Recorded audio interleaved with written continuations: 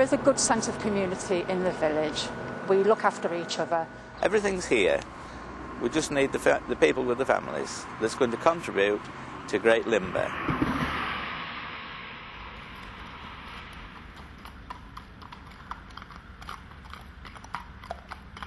I don't think that my children will be able to afford their own property. I hope they will, but if not, more and more people seem to be going into either tied properties or paying rent because it's just so expensive to buy a house now. We have a major landowner here, the Earl of Yarborough, and therefore the village is somewhat tied to him really in terms of the area.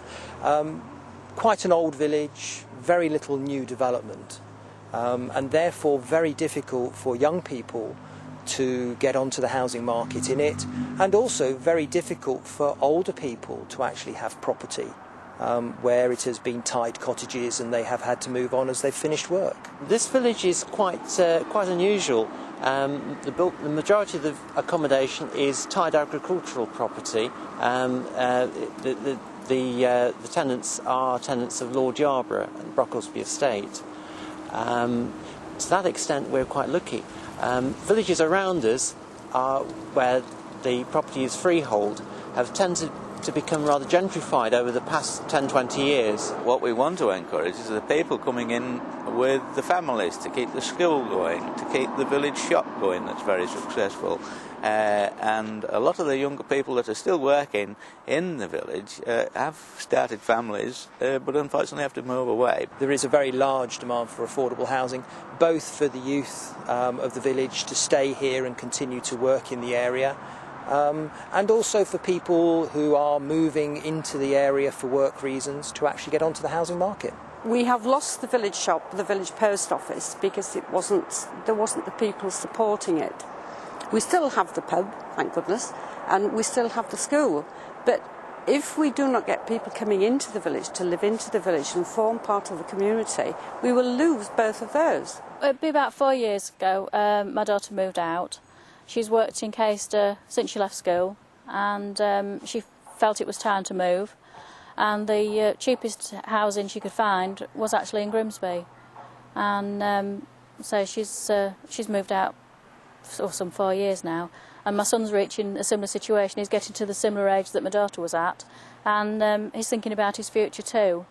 Wants a secure house, and he doesn't really want to move out of the village. We have lost a lot of the industry as well, and the offshoots from that. We've lost a lot of the fishing industry in Grimsby.